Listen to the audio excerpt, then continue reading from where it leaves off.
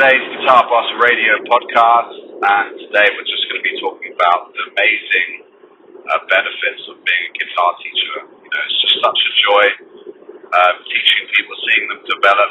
There were some people I taught tonight, my teachers away, and I was just catching up with some old folks who I was teaching, you know, all the way back in 2018, so it's been 4 years, nearly 5 years, you know, so it's been 4.5 years since they started, and what a journey they've been on. You know, we were just going through the C major scale, you know, 3 notes per string type thing, and there was a time, you know, when they could even play the C major scale.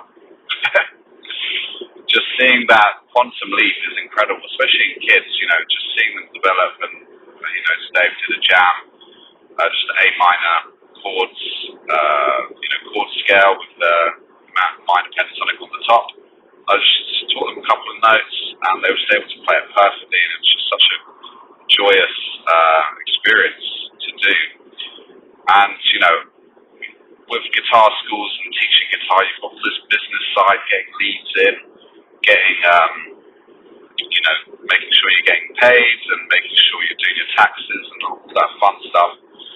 But I mean, the rewards are incredible. Just the fact that you can see people develop and grow, and as long as you stay patient and as long as they're, you know, coming every week and they're listening and they're taking things on, it's just such a great experience. There was one chap, he's about 15 now, he probably started when he was about 11, but he's able to solo very confidently, doing slides, bends, you know, coming up with really interesting riffs and licks, where before, you know, he should be going up and down the pentatonic, very rigid, but now he's just got some flow, some really nice rhythm, melodies coming through, and it's just incredible. So I feel like the next stage for the school really is to start recording people a bit more and have that recording opportunity and getting the mic sorted, getting the camera on them, as long as you're getting all the sign off from the parents and from you know, the adults, then, you know, just having that as an asset for them is really powerful. And, you know, just seeing, I always ask them to record themselves on a voice note, but no one ever wants to do it. And I was chatting to some of the adults, and they don't want to perform because they're just nervous about it. But the performance element is really important. And we push for groups, so we've got most of our students are in groups unless we just can't find the time for them. And the group setting is really powerful for performance, because you get a chance to play with other people who are similar level to you, and they, you know, you're actually playing in front of people, even though it's just a couple of people, you know, 2, 3, 4 people. I know it's not on the stage, but it does make a huge difference for that confidence. And, you know, they were all keen to play at the Christmas concert. Unfortunately, they were just busy, but whenever I mention it, they just talk about the nerves and just the fact that they've come so far and they're able to jam with other people, taking that forwards, giving them a recording opportunity, playing in front of camera. It does something to, so, you know, the nerves kick in. You know, I think they call it the red light syndrome. They see the red light. Suddenly they can't play in time. They can't play any rhythm. They can't play their chords properly. Everything they've ever learned has just completely disappeared out of their head. Yeah, so adding that element, I think, is going to be really important.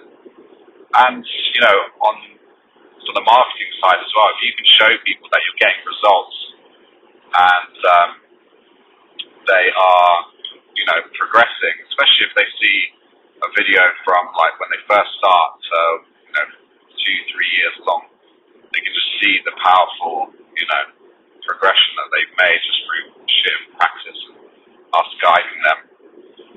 So that's all I'm going to say today on the podcast, but I just it's good to remind yourself the joy. You might feel it already, but just sometimes it's easy to get frustrated if things aren't quite going exactly how you want. You know, if you're not don't quite have enough students, or you've lost like a long-term student, sometimes it hurts.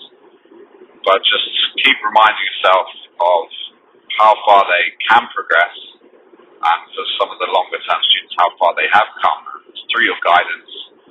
And that's just a valuable asset to your community, to the people around you. You know, even just each individual learning is good for their brain. They're learning a language, the musical language, coordination with their hands. You know, all those health benefits, psychological benefits, mental health, all those amazing things. So just remind yourself of that when things are getting frustrating, when things aren't quite going exactly to, you know, the plan that you might have put together. Or if you get stuck in traffic, or if you're late for something, or whatever, you know, whatever bumps in the road come your way, just keep reminding yourself of the joy and the powerful influence you're having on all these people, and each new person that you sign up, you're going to have a powerful influence on their musical world and ultimately in their life. So I think it's just reminding myself, and hopefully that's a great reminder for you guys and for all our listeners out there. So if you got to the end, thanks for listening, and I look forward to seeing you or hearing from you or joining you in the next podcast. Okay, take care.